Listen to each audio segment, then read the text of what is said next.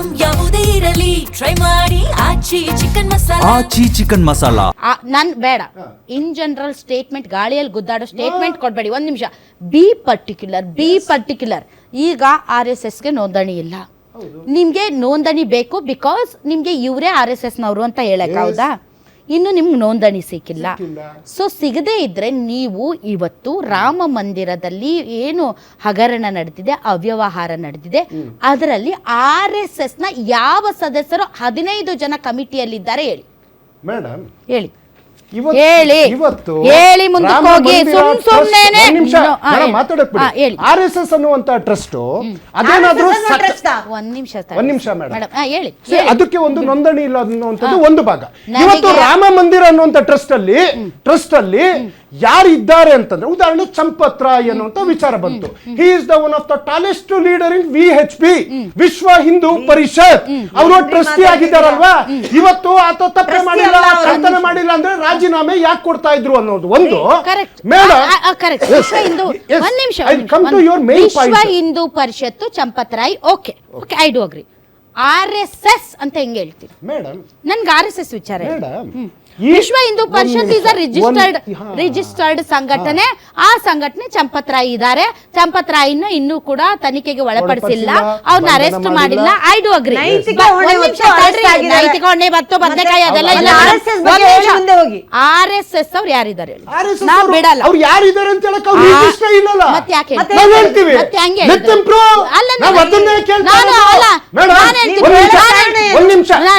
ನಾನು ಹೇಳ್ತೀನಿ ದರ್ಶನ್ ಸರಿ ಇಲ್ಲ, ಪ್ರೂವ್ ಮಾಡಿ ಅಂದ್ರೆ ಮಾಡ್ತೀರಾ? ಪ್ರೂವ್ ಮಾಡಿ, ಸಾಕ್ಷಿ ಬೇಕಲ್ಲ? ಸಾಕ್ಷಿ ಕೊಡಿ. ಸಾಕ್ಷಿ ಕೊಡಿ. ಆ ಸಾಕ್ಷಿ ಹೇಳಕ್ಕೆ ಯಾವುದು ಇಲ್ಲ.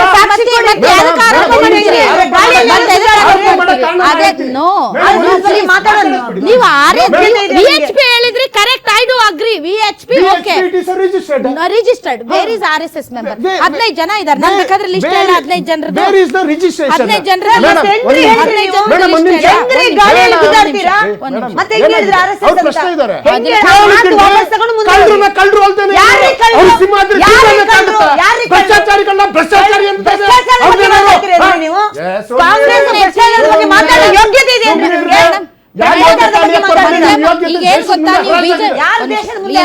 ಮೇಡಮ್, ಬಿಜೆಪಿ ಅವರು ಮಾತಾಡಕ್ ಬಿಡಲ್ಲ ಅಂತೀರಿ, ಮಧ್ಯ ಬಾಯಿ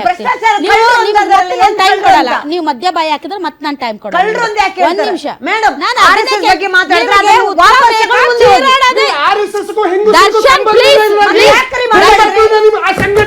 ದರ್ಶನ್,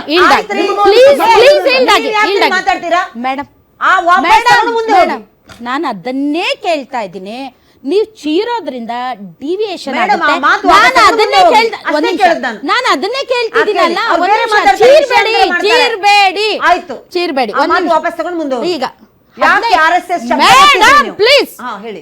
ಪ್ಲೀಸ್ ದರ್ಶನ್, ಈಗ 15 ಜನ ಹೆಸರಿದೆ ಅದರಲ್ಲಿ. 15 ಜನ ಇದ್ದಾರೆ. ಯಾರು RSS ಅವರಂತ ಹೇಳಿ. ಅಯ್ಯೋ, ನೀವೇ ಆಯ್ತು ಮೇಡಮ್, ನೀವ್ ಹೇಳಿ 15 ಜನ. ಅವರು RSS ಬಗ್ಗೆ ನೀವ್ ಹೇಳಿ 15 ಜನ. ನೋಡಿ, RSS ನೀವು 15 ಜನ ಇದೆ. 15 ಜನದ ಹೆಸರು ನನ್ನ ಹತ್ರ ಇದೆ.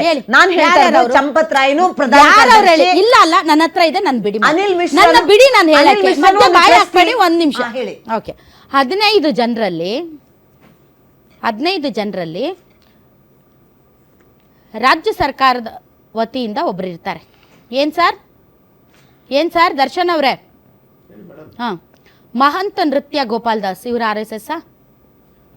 ಗೋವಿಂದ ದೇವಗಿರಿ, ಒಂದ್ ನಿಮಿಷ, ಇವ್ರ RSS. Champat Rai, Upendra, it's okay, no problem.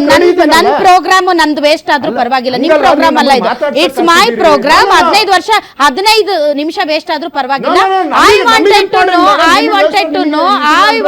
To know who is RSS guy in this RSS guy ಯಾರು?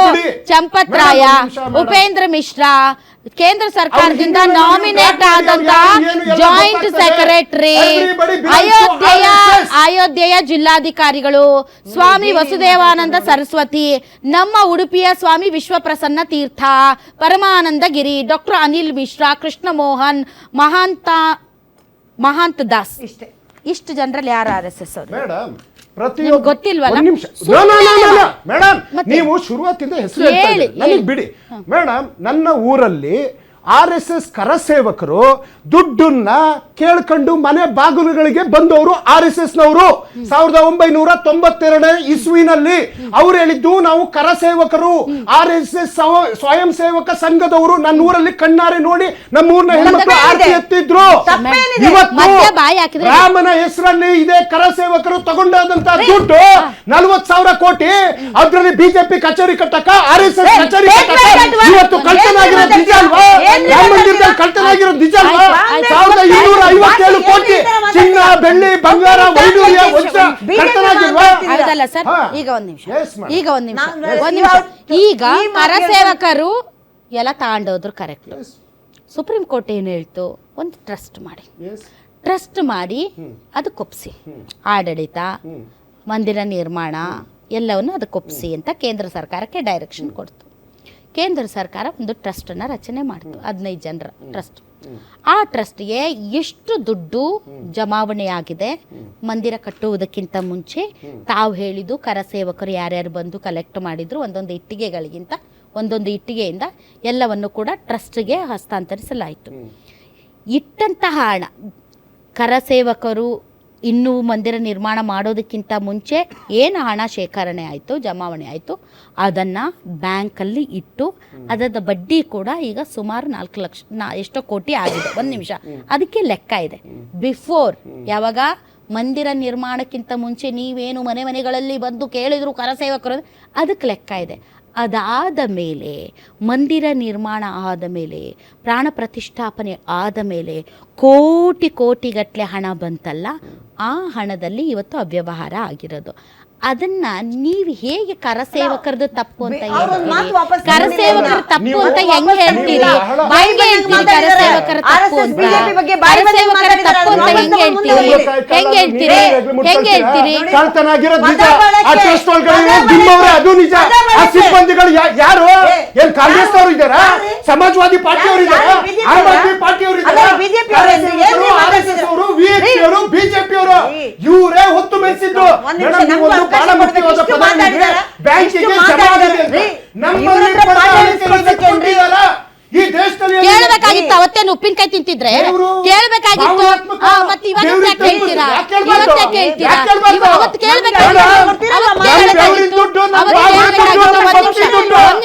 ಒಂದ್ ನಿಮಿಷ ಸರ್.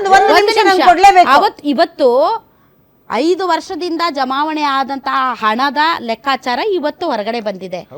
ನೀವು ಅವತ್ತು ಕರಸೇವಕರಿಗೆ ಕೊಟ್ಟಿದ್ದ ಹಣಕ್ಕೆ ಲೆಕ್ಕಾಚಾರ ಇವತ್ತು ಕೇಳ್ತಾ ಇದ್ದೀರಿ ಅಂತಂದರೆ ಅವತ್ತು ಕೇಳಬೇಕಾಗಿತ್ತು ರಿಸಿಪ್ಟ್ ಕೊಡಿ ಅಂತ. 25